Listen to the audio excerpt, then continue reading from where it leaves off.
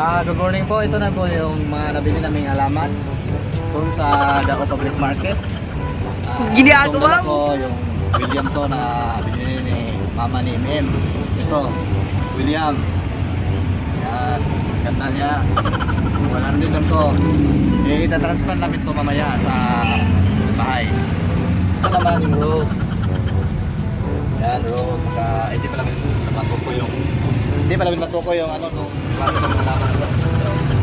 Ito, tricolor. Ganda.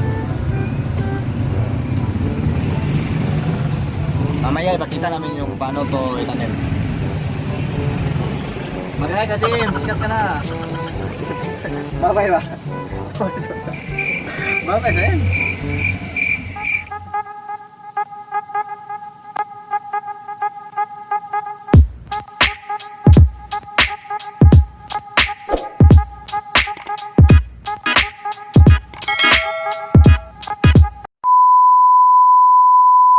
What's up and welcome to our new vlog. Actually, we do plant hunting online. So, ayan mga bobo.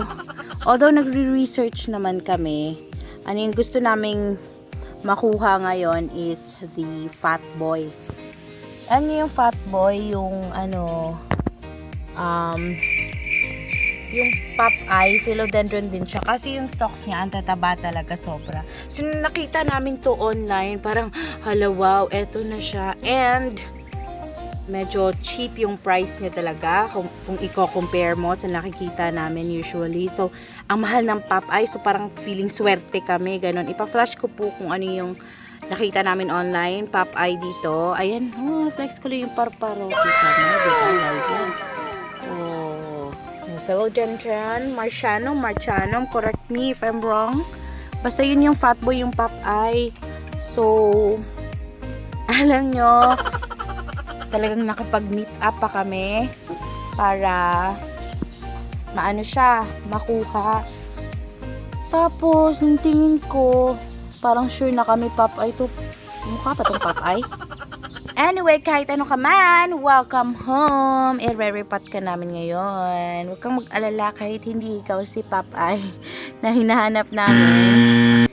Ayan, isi-search ko. Kasi sinearch ko kagabi ano to. Papakita ko na lang. Alam nyo, nabaliw na rin ako sa kakahanap. Ano ba yan? Dwarf. Philodendron. Kahapon nakita ko. Tapos ngayon wala na siya. So di ko na siya makita. Tingnan niyo yung search and history ng search. May ginawa ko. Ginagawa mo! Plant hunting went wrong. Kahit ano ka pa man, mamahalin kita. I-re-repot kita. Tcharam! So ito na. Nagpe-prepare na. Ito po yung DIY na pot namin. Oh. Tapos nilalagyan siya ng coconut pit sa ilalim. Para, what's the purpose? Oh, dito daw siya kukuha ng nutrients. Oh. Diba? Kalain mo.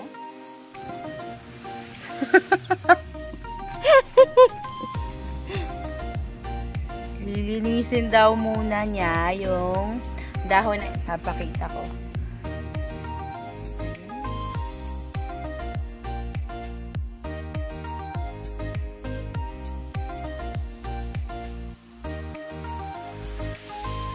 While nagmi-mix siya, share ko lang kahapon. Tingnan nyo, nagmi-mix na siya ng lupa at yung organic fertilizer namin, i-mix niya yan para dito. So, share ko lang kahapon. Nag-cut kami ng yung parang matanda na siyang tricolor, yung Prince of Orange. Ang dami naming na-cut pero hindi na namin na-vlog kasi nagmamadali kahapon. So, di bali na. Papakita ko na lang pagpatubo na siya. Promise. Sana tumubo siya kasi marami. Tsaka ang cute nila. So, malapit na rin naman kaming makapag-cut nitong mother plant ng ano namin. Tricolor Prince of Orange. So, ito na lang papakita namin soon. Ito nga pala yung mga nakat namin no, kahapon or kanina, natanim na. So, ayan. tinatago siya sa ilalim para hindi siya mastorbo, 'di ba? Yun yung lupang gagamitin.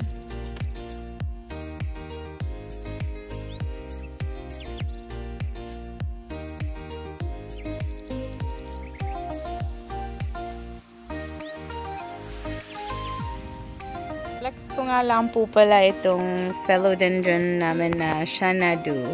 Ayan. So, nasa maliit pa siya na pot. Hindi pa namin siya nata-transfer sa malaki. Maging okay lang ba to dito? Malaki to. Tingnan nyo, napakaganda niya. Look at the dahon. O, diba? Ang gaganda niya. Teka lang, focus ko. O. Diba? Ang ganda niya. So, ayan. Parang evenly distributed yung dahon niya. Yung stalks. Basta parang siyang queen. Cute niya, diba? Ayan. Nilagay na po siya sa pot namin. Ayan. Hinuhubaran na po unti-unti. Okay. Look at the soil. Makikita ba? Oh, ayan. Oh. Ano yan? Pakita mo. Hello. Earthworm. Ano? Oh, mataba yung lupa niya kasi meron siyang ganyan. Never. Hindi ako hawak ng ganyan. So, tingnan nyo, ang taba-taba ng lupang pinagtaniman sa kanya. So, yun, unti-unti nang tatanggalin yung lupa niya. So, iiwan mo na lang ba yung lupa niyan? Diyan. Kasi mataba naman, diba? So, ito na lang temporary na pinagtaniman, ito yung iiwan mo.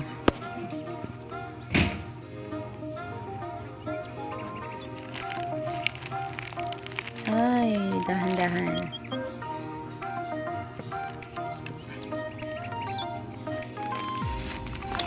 Wow. Kita mo, ayun yung ugat niya, oh. Ano na, nasa gilid na. Hindi siya naka-expand ng mabuti. Hindi siya naka-spread ng mabuti kasi nakalagay lang siya sa maliit na cellophane. Wow, kukunin ko siya. Ito yung buto ko. So, nga pala. Inalis po yung coconut pit kanina. Ibabalik na yun ngayon. Konting-konti lang daw. Oh, ayan. So, ang dami-dami niya pin-repair. Tapos, konti lang palang gagamitin. Isipin mo yun. Sige na, lagay mo na. Yuck! Ang laki-laki! Laki-laki. Naku. Kita mo. Oh my God. Naku, never. Never po. Hindi po talaga ako hawak. Ewan ko. Para akong kinikilabutan ako. Ang laki nun. Tsaka ang bilis kumilos. Oh. Hello sa mga hindi natatakot. Kaya ewan ko, hindi ko ma-imagine sarili ko na nahawakan yung ganun. Ang laki-laki niya. So, ibig sabihin, ang taba-taba ng lupa niya, diba? So, yun daw yung palatandaan na mataba yung lupa. Anyway, papakita ko sa iyo. Wait lang. Mga bukid-bukid ba talaga yung mga meron dito? San? Papakita ko nga po pala yan. Yung maliit na yan. Mag-focus ka naman camera. Ano ba yan? Yan. Kumakain po yan ng dahon para siyang shell. Ewan ko ba't sa halaman siya nakatira. Kinakain po niya yung dahon. Kaya dapat inaalis yung ganyan. Sige na, alisin mo na. Sobrang liit niya pero lumalaki yan. So, kinakain niya yung dahon, umaakit siya dyan.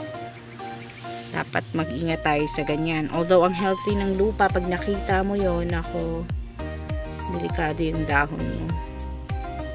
Yung ano ba yung earthworm, bulati ba yun?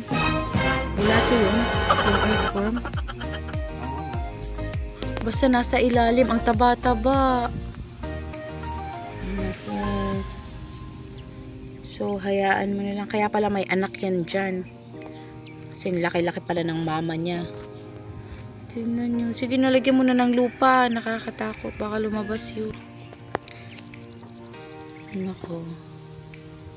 So, yun. Ang dami-dami niyang ugat. Siyempre, no, buhay na siya. Hello. So, kahit nag-went wrong tayo sa hunting natin, maganda naman yung nakuha natin. Hindi man siya yung Popeye na pinapangarap namin. Maganda naman siya. Tsaka healthy. So, ano pa bang hahanapin mo? Okay na. Darating din yung Popeye na yun sa tamang panahon. So, dahil ito muna, huwag kang mag-alala. O, ayan. Itina-transfer ka sa magandang pot para makatubo ka ng maayos. Inalis pa yung parang kakain ng dahon mo. Oh, ganda-ganda nito. Oh. Nag-prepare kami ng lupa pero may sarili pala siyang lupa na sobrang taba. Idadagdag na lang namin yung pinipare mamaya. Ayan, nilalagyan na naman siya ng coconut kit around him. Him ka ba talaga or her? Ewan ko, baka her to. Mag-her ka na lang para magkaanak ka. Para dumami kayo dito sa bahay. Ang lupang minix namin.